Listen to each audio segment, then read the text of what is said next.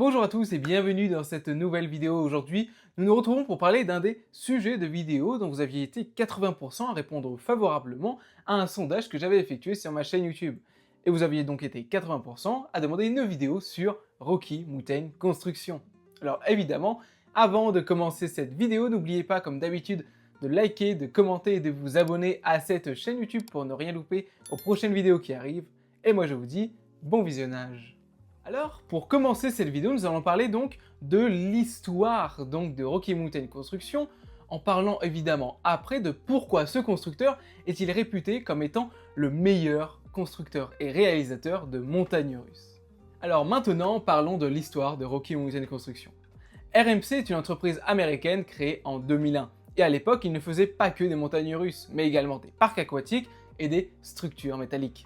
Mais c'est avec l'arrivée d'un certain homme, Alan Shilk, que tout va changer. Et à partir de cet instant, Alan Shilk, qui avant était à Arrow Dynamics, tout va changer en réalité. Rocky Mountain Construction va devenir une réelle entreprise de construction de montagnes russes et va se focaliser exclusivement sur ce domaine-là. Et ils ont bien fait quand on connaît l'histoire ensuite de Rocky Mountain Construction avec certaines montagnes russes complètement historiques. Mais alors, Rocky Mountain Construction ne fait pas que des conceptions de montagnes russes. Ils font également ce que l'on appelle du retracking. Ils vont donc remplacer les rails de certaines montagnes russes en bois pour créer enfin un vrai parcours sensationnel et avec des inversions, et qui n'avaient pas été faites sur des montagnes russes en bois puisqu'il n'est pas possible de créer d'inversion avec une montagne russe en bois. Alors, ça a déjà été fait auparavant, mais bon, je vous conseille de pas regarder et puis je vous conseille de pas trop la faire puisqu'elle a été démontée, puisque c'est beaucoup trop violent et ça vibre énormément. Alors, Rocky Mountain Construction a permis donc d'élargir ses ventes, puisque au lieu de faire que de la conception, si certaines montagnes russes sont trop violentes, les parcs peuvent demander à Rocky Mountain Construction de créer des parcours beaucoup plus intenses avec des inversions, et également un parcours avec beaucoup moins de vibrations. C'est un peu moins cher de concevoir une montagne russe entièrement, mais ça reste très élevé. Rocky Mountain Construction est vraiment le premium en termes de montagnes russes.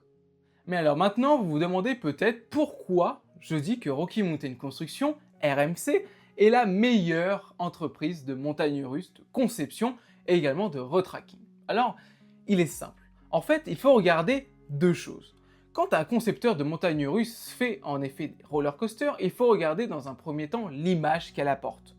Lorsqu'on a un Rocky Mountain Construction dans son parc, lorsqu'on a un RMC géant monstrueux avec cette structure impressionnante, avec des inversions, la réputation d'un parc va faire que augmenter. Si on regarde en Europe par exemple, on a peu de RMC. Et il n'y a que deux parcs qui en possèdent. Il y a dans un premier temps Energylandia en Pologne qui possède Zadra, mais également Walibi Holland qui possède Untame et qui est également le premier en Europe à avoir deux systèmes de Raptor, donc qui sont en fait un seul et unique rail, un monorail en réalité, avec des wagons une seule place. Et en Europe, c'est le seul parc à avoir ce système-là qui est assez nouveau, qui date de 2018, proposé par RMC. Alors, c'est un avantage comme un inconvénient parce que certaines personnes disent que ça vibrote un petit peu. Alors, c'est inhabituel un peu chez RMC, mais bon, c'est un système qui est assez différent des montagnes russes en bois, donc on peut comprendre qu'il y a certaines vibrations parasites. Mais alors, il y a un avantage majeur d'avoir un RMC dans son parc.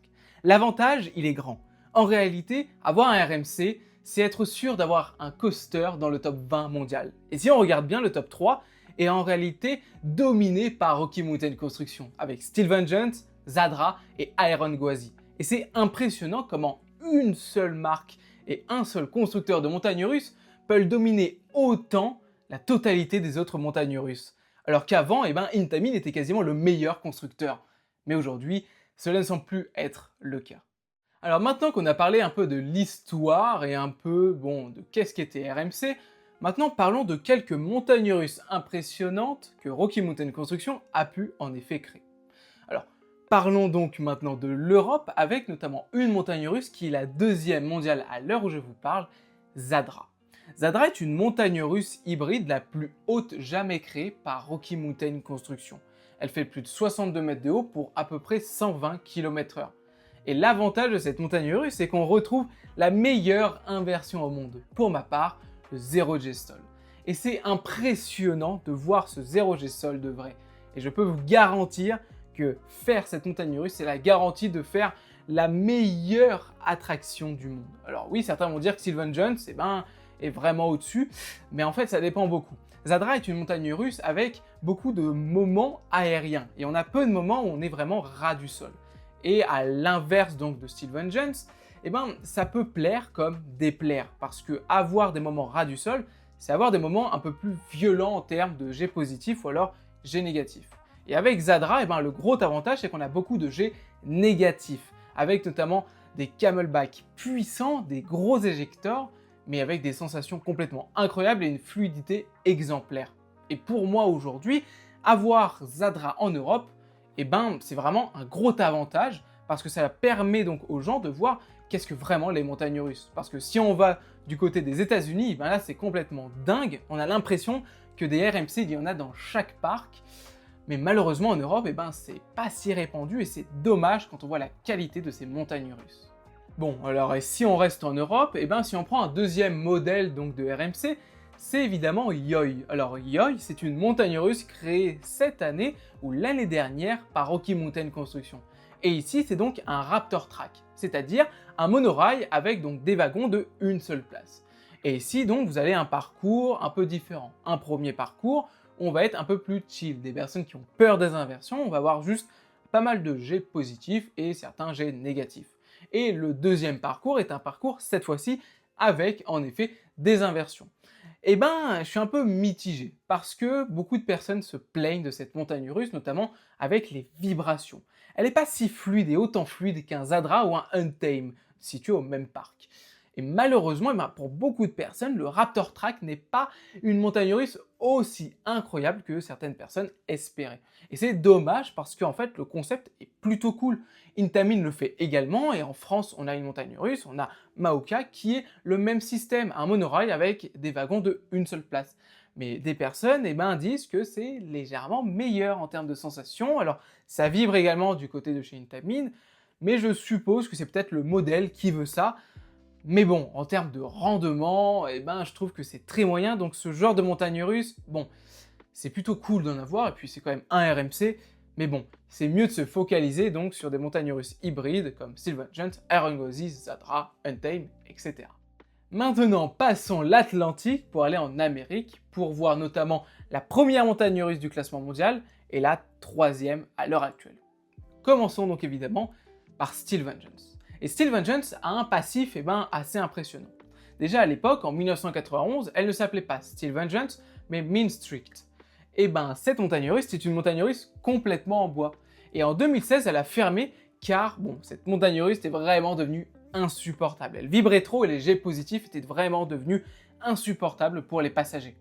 Et donc, cette structure en bois a été confiée à Rocky Mountain Construction pour un retracking, avec notamment des figures, des inversions et des nouvelles figures très impressionnantes. Ce qui a donné donc Sylvan Jones.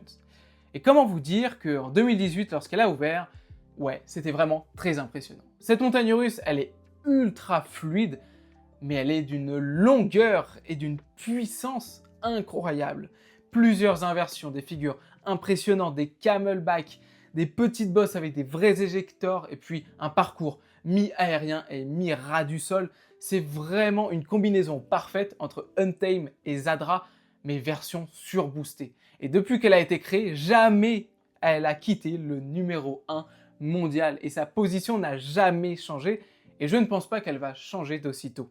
Mais cette montagne russe, ce qui est vraiment impressionnante, c'est que, elle est imposante, elle est vraiment très grande, et en fait, quand on compare avec Zadra, vraiment c'est quasiment 2 fois plus long qu'un Zadra. Pourtant, Zadra fait quand même 1400 mètres de longueur. Donc en fait, on se demande, mais comment RMC a pu vraiment révolutionner donc cette attraction qui était pour autant vraiment l'une des pires attractions quasiment d'Amérique. Entre gros guillemets, il y a vraiment pire, mais vraiment c'était devenu insupportable cette montagne russe. Mais quand on voit ce que c'est devenu avec Sylvan Jones, on peut que applaudir le retracking de RMC. Et puis Iron Gauzy est la 3e meilleure montagne russe au monde. Alors elle était pendant très longtemps 2e, mais il y a quelques jours le changement vient d'être effectué et Iron Gwazi vient de passer 3e au classement mondial. Et oui, Zadra est passée 2e, elle a surpassé Iron Gwazi. Et je vais vous dire pourquoi je suis plutôt d'accord. Déjà, Iron Gwazi, c'est une montagne russe déjà plutôt imposante, beaucoup plus imposante je trouve que Zadra, mais moins que Steel Vengeance. C'est une montagne russe vraiment iconique, notamment avec ses rails violets, et vraiment, elle est vraiment très belle. Et c'est une montagne russe qui, encore une fois, a été conçue par Rocky Mountain Construction. Et c'est une montagne russe avec des figures plutôt cool, vraiment très sympathiques. Mais il y a un point dans lequel je suis un peu moins content, on va dire, de Iron Gwazi. C'est le fait que cette montagne russe ait quand même beaucoup de, entre guillemets, temps mort. Des moments un peu plus lents, des moments où on passe les boss avec un peu moins de vitesse. On sent que bon, la montagne russe commence petit à petit à ralentir. Mais évidemment, avec ses figures, elle rattrape totalement cela, et vraiment, cette vrille lors de cette chute, vraiment ultra impressionnante. On se demande vraiment comment les constructeurs n'ont pas pensé à ça avant, mais malheureusement, eh ben, je trouve que les figures sont un peu répétitives. Alors c'est un peu le défaut de RMC, le fait qu'il y a beaucoup de vrilles, beaucoup d'inversions, mais qu'il n'y a pas beaucoup de folie en termes d'inversion. Mais au niveau de la fluidité, on peut que saluer vraiment Rocky Mountain Construction, et je trouve que Iron Gwazi est une super montagne russe, mais Zadra est vraiment un poil au-dessus. Les deux montagnes russes sont assez aériennes, mais je trouve que le fait que Zadra soit court, mais vraiment très intense, eh ben, je trouve que c'est beaucoup plus satisfaisant qu'une montagne russe un peu plus longue, mais un peu moins rapide, avec des camelbacks passés un peu plus lentement. Je trouve que c'est un peu plus intéressant d'avoir un Zadra plus court, mais beaucoup plus intense. Donc voilà, j'ai terminé cette vidéo, j'espère qu'elle vous aura plu. Évidemment, j'aurais pu parler de plusieurs autres montagnes russes du constructeur RMC, comme Hakugai si on passe le Pacifique, ou bien encore Untamed, ou bien d'autres montagnes russes, notamment en Amérique, mais c'est pas le but forcément. Je voulais vraiment vous présenter ce constructeur, qui est un constructeur incroyable, avec un passif vraiment impressionnant, et on se demande comment donc ce constructeur a pu s'y révolutionner donc l'histoire donc des roller coasters et créer des montagnes russes impressionnantes quand on connaît l'historique de certaines montagnes russes en bois. Vraiment, c'est impressionnant comment un seul constructeur peut changer la face d'un parc, et bien l'histoire évidemment de certaines montagnes russes. Alors évidemment, merci à tous d'avoir suivi cette vidéo et j'espère qu'elle vous aura plu. N'oubliez pas de mettre en commentaire votre avis sur cette vidéo, de liker et de vous abonner à cette chaîne YouTube pour ne rien louper aux prochaines vidéos qui arrivent. Et moi je vous dis à une prochaine vidéo, c'était Mathis, ciao.